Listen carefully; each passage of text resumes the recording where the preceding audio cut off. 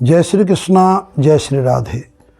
आज मैं इस ज्ञान की पावन श्रृंखला में एक अद्भुत आपको ज्ञान का भंडार बता रहा हूँ। ज्ञान कब प्रभावी होता है? जब उस ज्ञान को हम अमल में लाते, फॉलो अप करते हैं। अगर हम फॉलो नहीं करें और ज्ञान कितना भी हो तो कोई उस ज्ञान का महत्व नहीं है। ज्ञान वही जिसे हम आजमाएं, ज्ञान वही जिसका हम अनुसरण करें। तो इस पावन श्रृंखला में ज्ञान के एक बिंदु के मध्य में एक मोती का बिंदु में डाल रहा हूँ कि कभी कभी हमारे जीवन में हमें कुछ चीज़ें सहज में मिल जाती हैं, आसानी से मिल जाती है, लेकिन हमें भरोसा नहीं होता कि ये आसानी से चीज़ मिल गई। हम तो इसके लिए बहुत प्रयास कर रहे थे और आगे प्रयास करना बाकी है, लेकिन पता चलता है कि जो हमें अनायास में मिलती है हमारे जीवन की अमूल्य निधि है। फिर भी हम उसे इग्नोर कर देते हैं, अनदेखी कर देते हैं और फॉरगेट कर देते हैं, छोड़ देते हैं और आगे फिर कोई तलाश में लग जाते हैं कि इससे अच्छी, उसके बाद भी कभी कभी और अच्छी मिल जाती है, लेकिन उसको भी अनदेखी कर देते हैं कि और अच्छी मिले। फिर क्या होता है कि वो ना आधी मिलती है, जो पूरी नहीं मिलती है, और वो जिसकी तलाश में वो भी नहीं मिलती है। वापिस जब उसकी तलाश में जाता है तो जो अनायास में मिली थी वो भी वस्तु पराई हो जाती है। तो कहने का तात्पर्य ये बड़ा गंभीर विषय है कि अनायास बिना प्रयत्न के कभी कभी हमारे जीवन में सफलताएं मिलें, उन्हें हमें एक प्रभु का एक उपहार मान करके, प्रभु की एक देन मान करके, भाग्य का एक विधान मान करके सहज में स्वीकार करना चाहिए। मैं लक्ष्य कर रहा हूँ प्राय करके लड़के लोग जो नव युवक हैं वो अपनी शादी के लिए जीवन साथी ढूंढते हैं।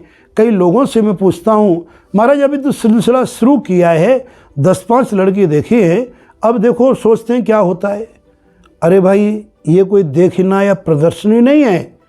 अगर आपको पहली बार में, दूसरी बार में भी कोई मिल जाए तो उससे ये मत अपने मन का रखो कि और आगे देखेंगे।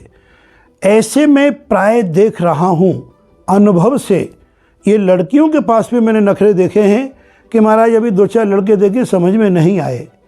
ठीक है, जब तक तुम्हारी ज्ञान का आपस में वार्तालाप आत्मीयता के साथ नहीं जुड़ता है, परिवार के दोनों के रिश्ते आपस में नहीं जुड़ते हैं, या आप लोगों के विचारधाराएं नहीं मिलती हैं, मैं कदापि उस पर आपको फोर्स करने के लिए संकेत नहीं दे रहा हूँ कि नहीं आप वही करो।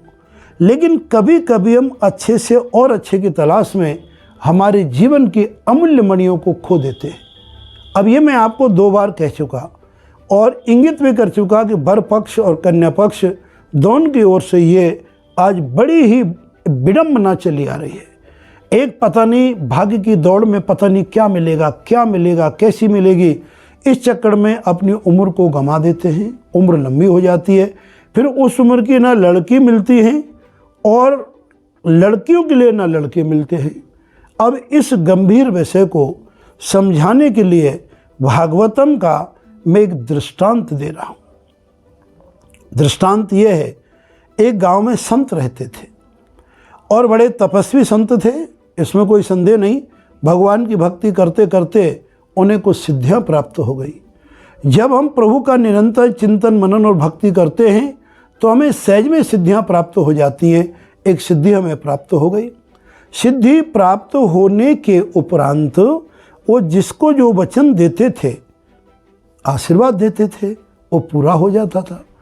तो गांव के मुखिया ने एक दिन आके निवेदन किया, महात्मा जी आपके भाषा सबको फल रही है, आपका आशीर्वाद पूरे गांव में नहीं दूर दराज तक फल रहा है, लेकिन मैं आपके गांव का मुखी हूँ और मैं चाहता हूँ कि मेरे संतान हो जाएं, ऐसा आशीर्वचन दो।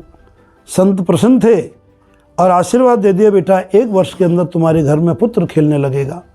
और भगवान की कृपा, उनकी तपस्या का प्रभाव, संतों का आशीर्वाद कभी भी निष्फल नहीं जाता है। उनके संतान हो गए यथा समय पर।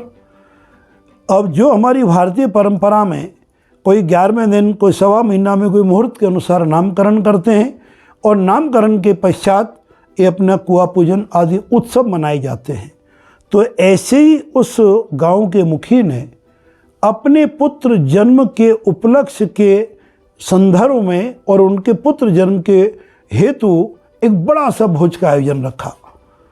भोज के आयोजन रखने से पहले पूरी व्यवस्थाएं कर दी गईं और एक दिन पहले संत जी के पास गए, हे महाराज श्री, आपकी कृपा से जो हमारे घर में वंश वृद्धि हुई है, हम आपका आभार दे रहे हैं, मूल्य चुका नहीं सकते, बस आपके चरणों में रह कर के आजीवन सेवा करेंगे, कभी भी आपका उपकार नहीं भूलेंगे।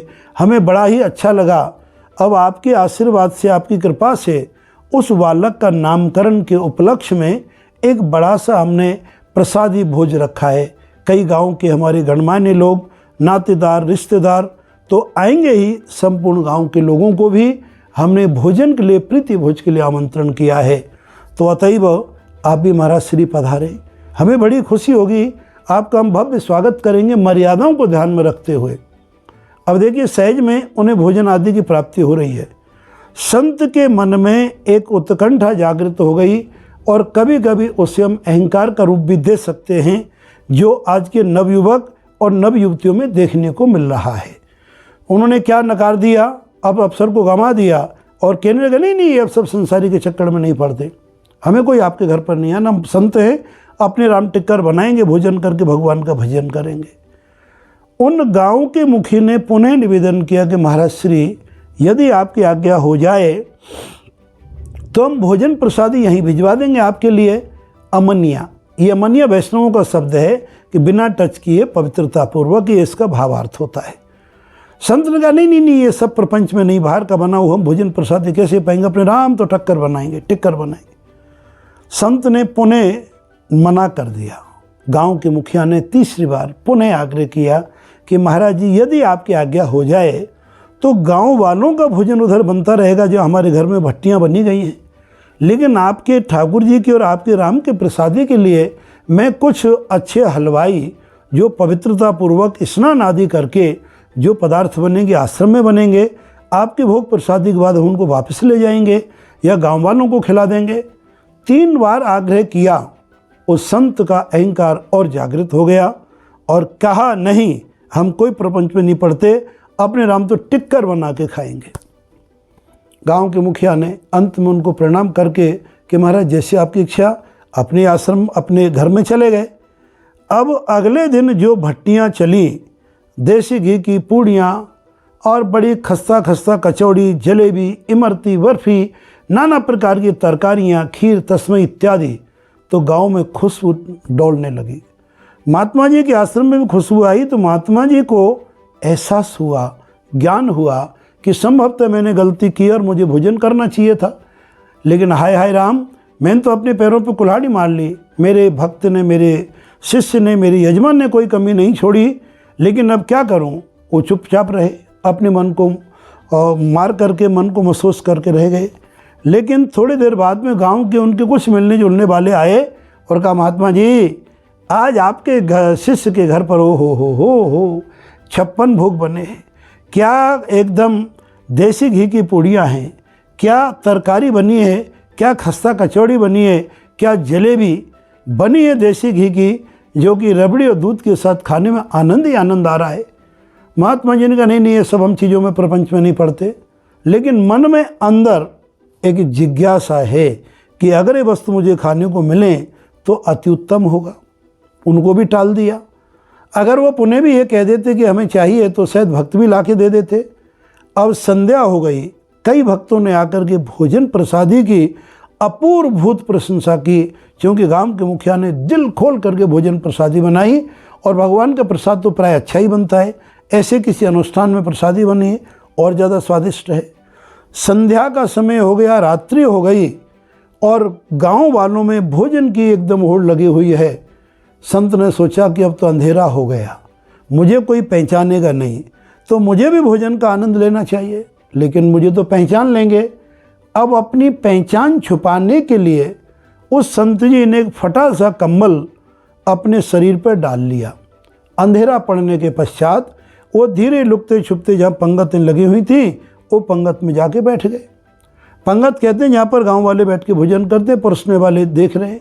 अंधेरा हो गया चूँकि, तो लालटेन लेकर के, उस ज़माने में लालटेन हुआ करती थी, तो गांव का मुखिया एक एक व्यक्ति को पहचान रहा, भैया तुम कहाँ से आए हो, कौन हो, ऐसा तो नहीं कोई गांव का लोग रह गया हो, अगर तुम्हारे पड़ोस में कोई रह गया है तो उसे ज़रूर भेज देना, क्योंकि आज ठाकुर जी की कृपा से हमारे घर में पुत्र उत्सव है, मेरा पूरा गांव भोजन करे।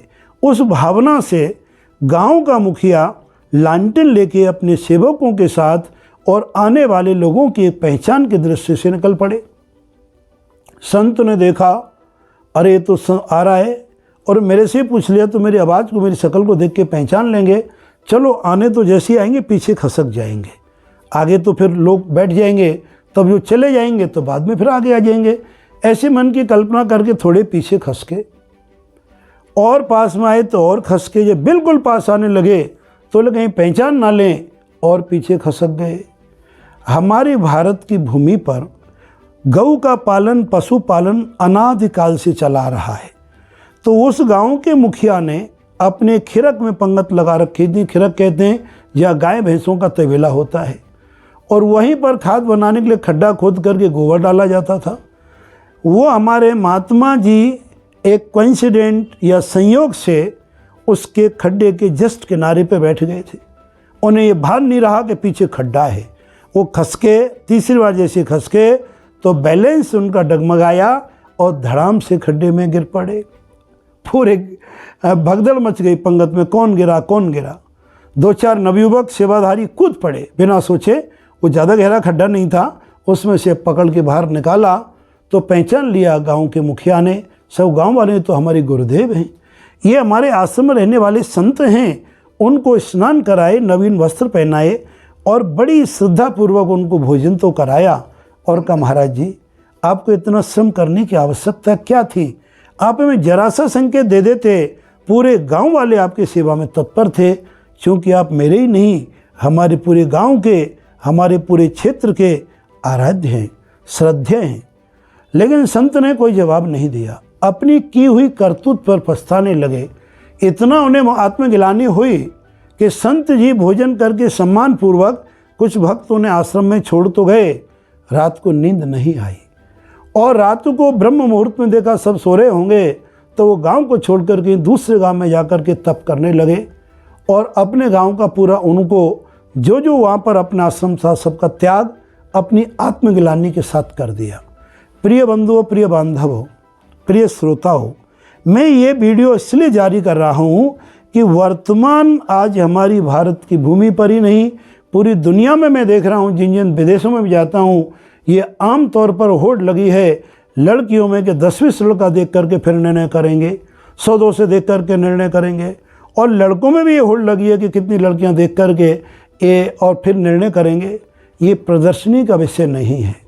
पहली बार, दूसरी बार जब कभी मध्य में जो भी सुयोग वर को कन्या और कन्या को वर मिले उसे स्वीकार करना चाहिए, अन्यथा मैं उदाहरण देना नहीं चाहता।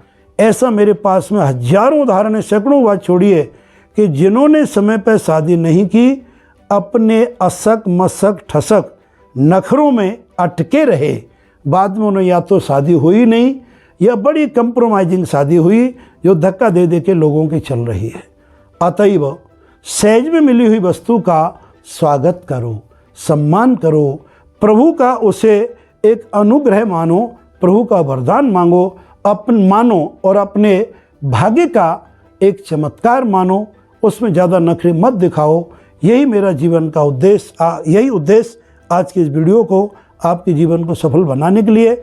विवाह शादी एक उदाहरण है, इसके अलावा भी बहुत सी चीज़ हमारे जीवन में जब सफलता मिल जाती है, एक नौकरी मिली ये अच्छी नहीं है, दूसरी में चले गए, तीसरी में चले गए, बाद में पता चला जॉबलेस हो गए। तो अनेक क्षेत्रों में, अनेक कार्यों में इस वस्तु पर ध्यान दें। इतना ही आज की वीडियो में कहना चाहूँगा। अगले वीडियो में और ज्ञान की वार्ताएं आपके सामने लाते रहेंगे, और मुझे भरोसा है ये सभी हमारे संदेश आपको अच्छे लग रहे हैं। मुझे आप सबके लिए धन्यवाद भी देना है, साधुवाद भी देना है कि आप लोग लाइक कर रहे हो, पसंद करो, जिससे हमारे मन में उत्साह है, उमंग है, और भी इसको आगे से आगे शेयर करो और आगे से बढ़ाइए। जय श्री कृष्णा, जय श्री राधे।